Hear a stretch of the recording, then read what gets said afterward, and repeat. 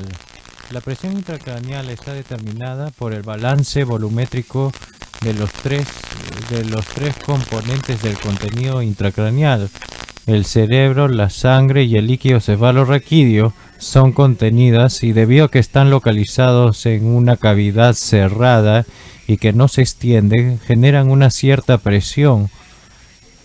La hipertensión intracraneal es el aumento de volumen en el compartimento intracraneal con consiguiente aumento de la presión. ¿Qué condiciones pueden llevar al desarrollo del aumento de la presión intracraneal? Estas incluyen el TEC, el ACV, los tumores cerebrales, las cirugías intracraneales, hidrocefalia, hemorragia subaracnoidea, y se puede desarrollar hipertensión intracraneal, pero hay algunos mecanismos que de alguna manera resuelven o balancean este problema o equilibran este problema, que es la capacidad de adaptación. Es cierta complacencia cerebral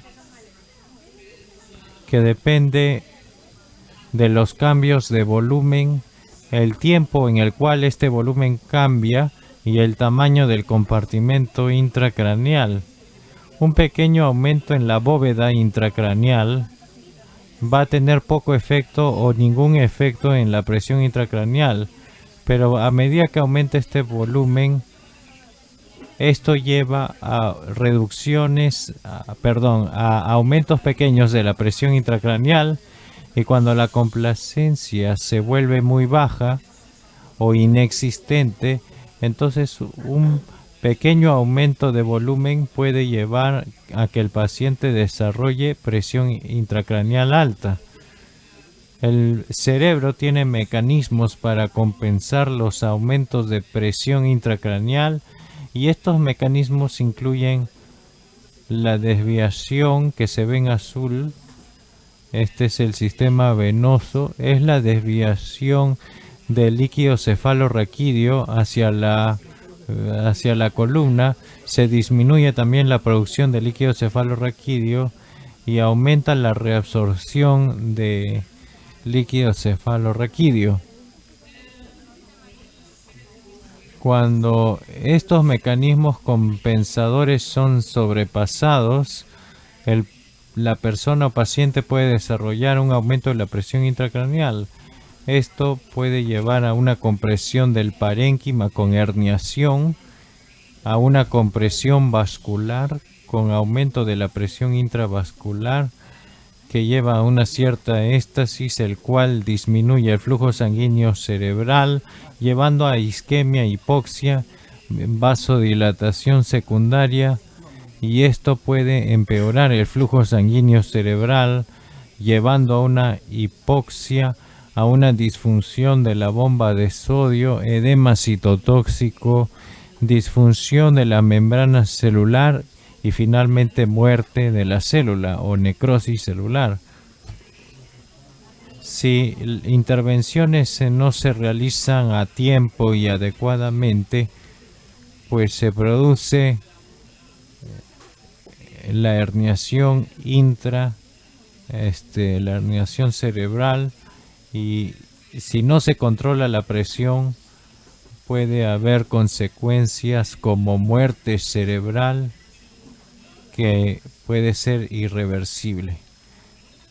Cuando el paciente desarrolla síntomas de elevación de presión intracraneal, el paciente puede demostrar algunos signos como la alteración del nivel de conocimiento, desarrollando la famosa tríada de Cushing, que es hipertensión, bradicardia y alteración del patrón respiratorio.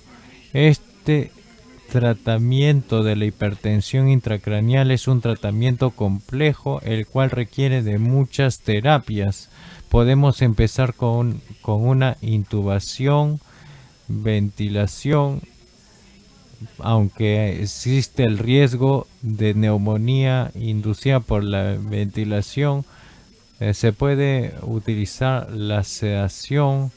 Claro que si nos sobrepasamos puede desarrollarse hipotensión.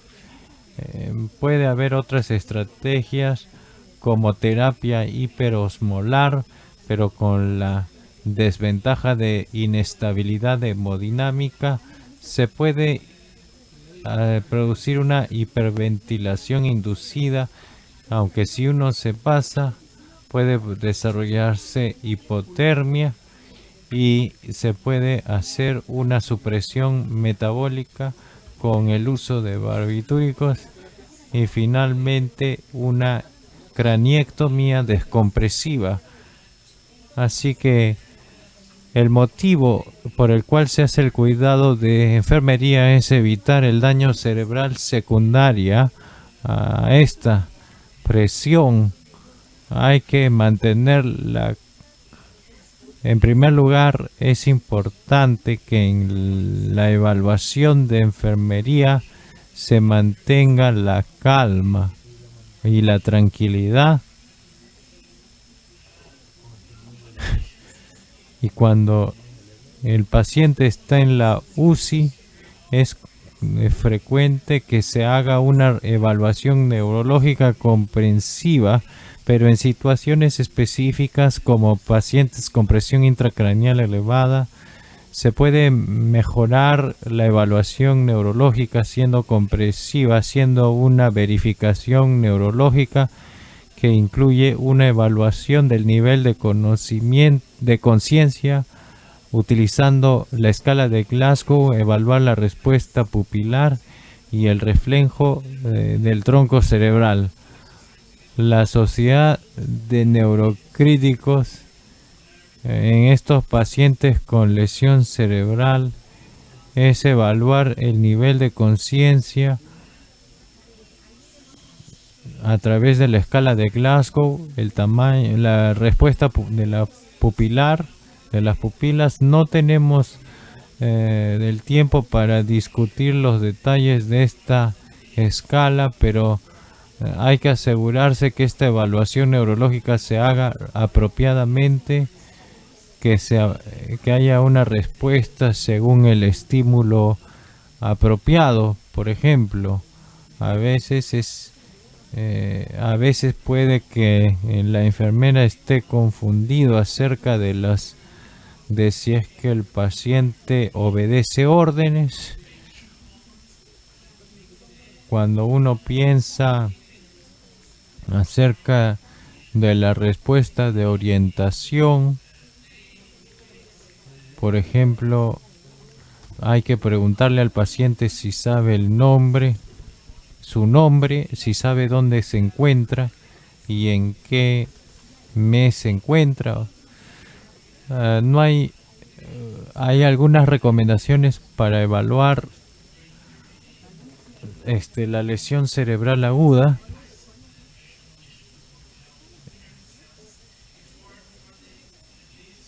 Estas recomendaciones se debe hacer temprano cuando el paciente viene luego de una lesión cerebral. Si el paciente tiene un Glasgow de 15, hay que evaluar, sin embargo, cada media hora por 2 horas, luego cada hora por 4 horas y luego cada 2 horas. Luego de eso,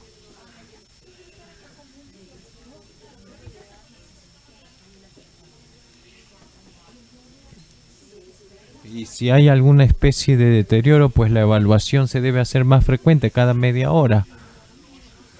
El desarrollo puede que haya un desarrollo de agitación o comportamiento anormal y una caída sostenida.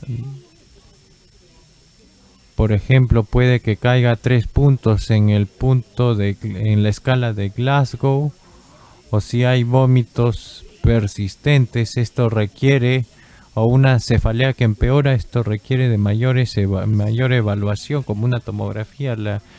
Se debe evaluar la respuesta pupilar por parte de la enfermería. Por ejemplo, si la pupila es el tamaño, la forma del tamaño, o si es puntiforme, se puede hacer directamente o a través de un oftalmómetro o un pupilómetro. Esto es un estudio reciente acerca del uso de la pupilometría para evaluar el tamaño de la pupila en relación con la presión intracraneal. Es un estudio prospectivo para poder evaluar la velocidad del control de la pupila controlando la presión intracraneal. Estos estudios demuestran que luego de un aumento de la presión intracraneal se obtiene cuando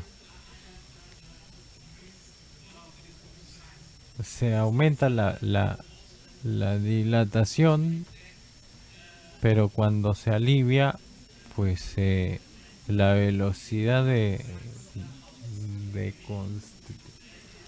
la velocidad de constricción de la pupila es mayor o algo así. Pero esto se utiliza para evaluar la presión intracraneal. Es importante registrar la comunicación en lo que es el examen neurológico y esto es importante para que el equipo profesional entienda esta condición. Los cuidados generales con el aumento de la presión intracraneal incluyen el cuidado apropiado de enfermería, el monitoreo hemodinámico, el tratamiento ventilador y el manejo de electrolitos. Es importante que la posición sea adecuada, en la cual la cabecera de la cama debe estar elevada a 30 grados, con el cabeza y el cuello en la línea media, y pues de esta manera asegurar o facilitar el drenaje de la vena yugular. Cuando se eleva la cabecera de la cama, se puede reducir de esta manera el retorno venoso y a la vez esto ayudar a reducir la presión intracraneal para que pueda aumentar la presión de perfusión cerebral. Es importante mantener la posición, por tanto, adecuada del paciente con la cabecera de la cama elevada entre 15 a 30 grados, alinear el mentón esternón, evitar la flexión de la cadera, mantener lo que es el alineamiento de la columna, evitar la flexión de la cabeza, evitar la rotación del cuello y evitar las contracturas a nivel del cuello. Es importante evitar que el collar cervical esté muy apretado.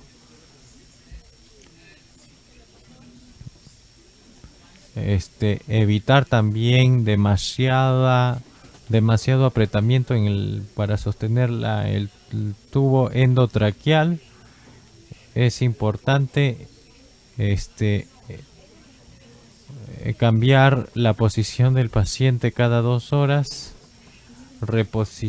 Tener cuidado cuando se reposiciona el paciente para evitar la presión, especialmente en pacientes con presión elevada. Estos estudios tienen el propósito de evaluar el efecto de la diferencia en la posición. Con estos estudios podemos ver que los cambios de la presión intracraneal antes y luego del posicionamiento, las conclusiones es que las diferentes posiciones de los pacientes llevó a cambios ligeramente no significativos en la presión, pero que estos valores eran mantenidos en los rangos establecidos. pero debe realizarse muy cuidadosamente. Esto es otro estudio acerca de la influencia del cuidado de enfermería en la presión intracraneal.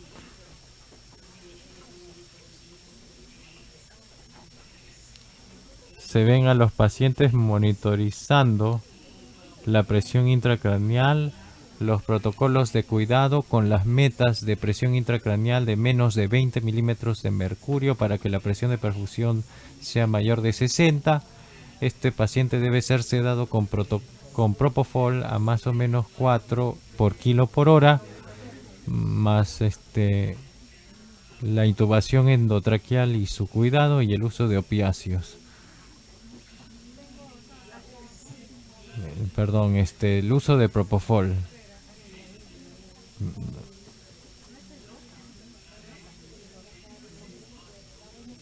80.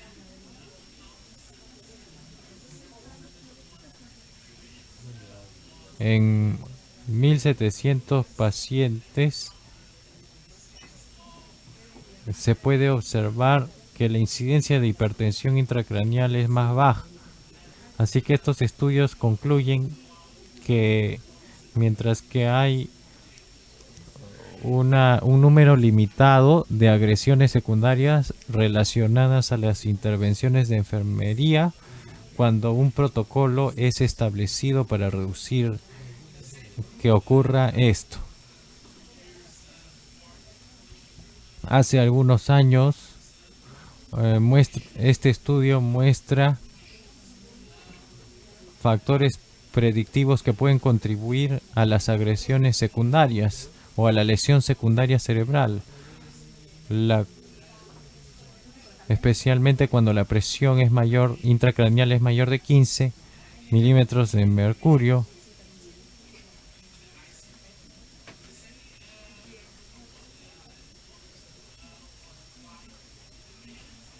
Esto era para determinar si la presión era un factor de riesgo.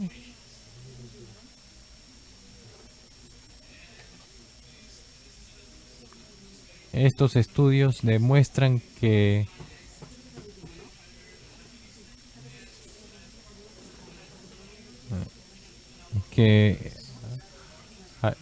los pacientes con aumento de cierto grado de presión intracraneal tenían 4 veces mayor riesgo de sufrir lesión secundaria. La agresión neurológica puede llevar a un estímulo del sistema simpático sostenido, llevando a la lesión cardíaca, vasoespasmo y desarrollar la lesión secundaria. Para estos pacientes es importante que el enfermero evalúe la frecuencia cardíaca, la presión, la pulsioximetría y también puede ser útil ciertas evaluaciones cardíacas. Las metas de ventilación mecánica, si no hay evidencia de herniación cerebral, tenemos la meta que queremos conseguir, que es la pulsioximetría con más del 90%, la presión de oxígeno mayor de 60 milímetros de mercurio y la presión de CO2 entre 35 a 45 milímetros de mercurio y un bajo volumen corriente o tidal de 6 mililitros por kilo.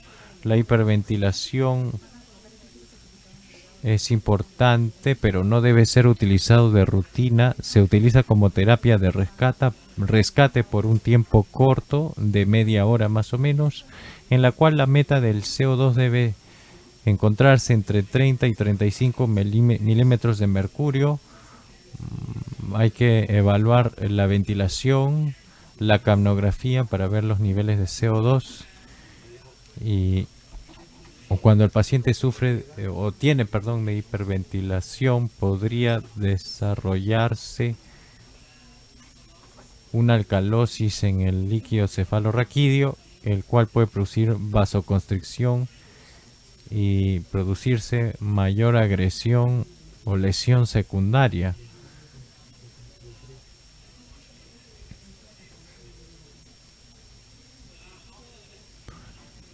Acerca de este hiperventilación no se recomienda de manera de rutina, según las guías actuales. Es importante el succionamiento endotraqueal que sea lo más atraumático posible y debe considerarse los analgésicos para evitar el riesgo de hipertensión intracraneal. Es importante el balance hidroelectrolítico en el paciente, especialmente en pacientes con hemorragia subaracnoidea y postneurocirugía. Enfermería debe incluir la toma estricta de lo que son los ingresos y los egresos de líquidos, con una meta de presión sistólica de 90 milímetros de mercurio y de perfusión de cerebral mayor de 60. Hay que considerar el desequilibrio electrolítico. Por ejemplo, si el paciente desarrolla pérdida de sal cerebral o condiciones como esas, o secreción inadecuada de hormona antidiurética y el flujo cerebral. Para este tipo de paciente es importante el monitoreo multimodal. Esto puede ofrecer o dar importante información. Hay diferentes tipos de neuromonitoreo para los pacientes hoy en día. Hablaremos acerca de la presión intracraneal en estos pacientes. Tenemos el monitoreo intracraneal que se puede colocar en distintos puntos o sitios en el cerebro. Se pueden utilizar diferentes sistemas según el requerimiento tecnológico. Por ejemplo, la amplitud de la medida, que va desde 0 a 100 milímetros de mercurio, con un error mínimo de 10% en el rango, y una precisión de 0 a 20 milímetros de mercurio con un error de 2 milímetros de mercurio en cuanto a su desviación. La presión normal intracraneal debe ser o es menos de 15 milímetros de mercurio. Lo entendemos como elevado cuando esta presión es una presión sostenida de más de 20 milímetros de mercurio, y refractario cuando esta presión es una presión sostenida de más de 25 milímetros de mercurio a pesar de las intervenciones iniciales. La guía es tratar la presión cuando ésta se encuentra mayor de 22 milímetros de mercurio. Es importante que la enfermera o enfermero analice el patrón de forma de onda para entender lo que es la complacencia cerebral. La forma normal está en la izquierda, en el cual P1 va a ser mayor que P2 y mayor que P3, pero cuando el P2 es mayor que el P1 o el P3, esta es una longitud de onda, una forma de onda anormal. Es importante que el enfermero o la enfermera entienda acerca del monitoreo y mantener una precisión en este sistema de monitoreo. Tiene un propósito para determinar un periodo óptimo en el cual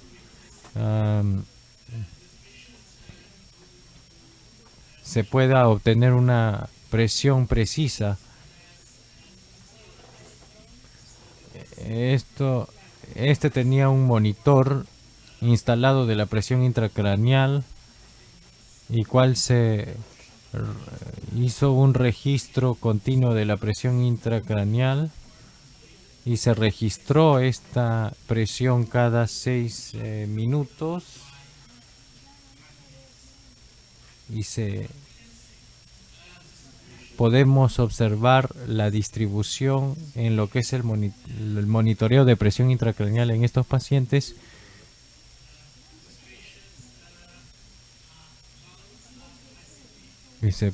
pueden observar los intervalos de presión intracraneal y se puede observar que la presión se elevó cuando el EBD la presión de cierre era de en 7 minutos a 15 minutos. Este estudio sugiere que se requiere una cierta cantidad de tiempo para monitorizar la presión para tener un registro adecuado. Esta guía se recomienda que la presión de perfusión cerebral se mantenga entre 60 y 70 milímetros de mercurio. A veces el paciente puede desarrollar una presión elevada intracraneal refractaria y se puede utilizar estrategias como la hiperventilación en estos casos, que es una medida temporal. Y si se usa esta hiperventilación, usualmente es importante el monitoreo neurológico, como monitorizar la saturación parcial de oxígeno en la vena yugular o la presión parcial de oxígeno. También se puede a este nivel, y también se puede utilizar el coma inducido por barbitúricos, monitorizando en la enfermera los signos vitales para que no desarrolle una hipotensión excesiva, y el monitoreo electroencefalográfico.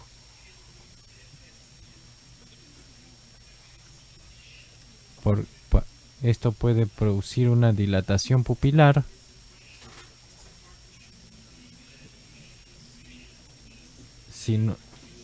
Por tanto, hay que monitorizar esto y utilizar dosis de barbitúricos. Las guías recomiendan utilizar barbitúricos solo si el paciente demuestra una presión refractaria al tratamiento. También se puede utilizar el control de la temperatura blanco, la identificación de la temperatura deseada con intervenciones o tratamientos para lograr estas metas. Discutimos ya acerca de la hipotermia y no quiero pasar más tiempo hablando de esto. Esto puede reducir las complicaciones, pero las complicaciones que pueden ocurrir son hiperglicemia, las arritmias, las tembladeras, la neumonía, anomalías del laboratorio. La hipotermia profiláctica no se recomienda en este tipo de pacientes, según este estudio, que incluye 500 pacientes.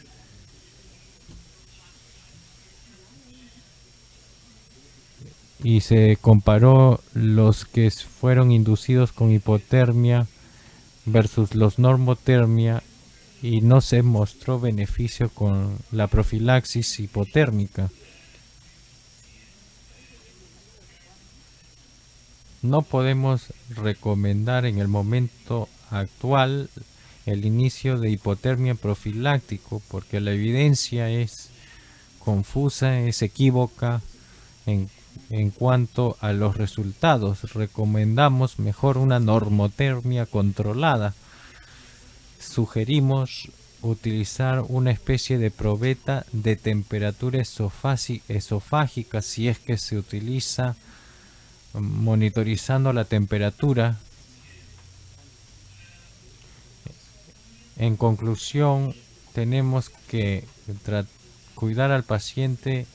El cuidado del paciente con una presión intracraneal elevada es un desafío. Necesitamos implementar según las evidencias. Gracias.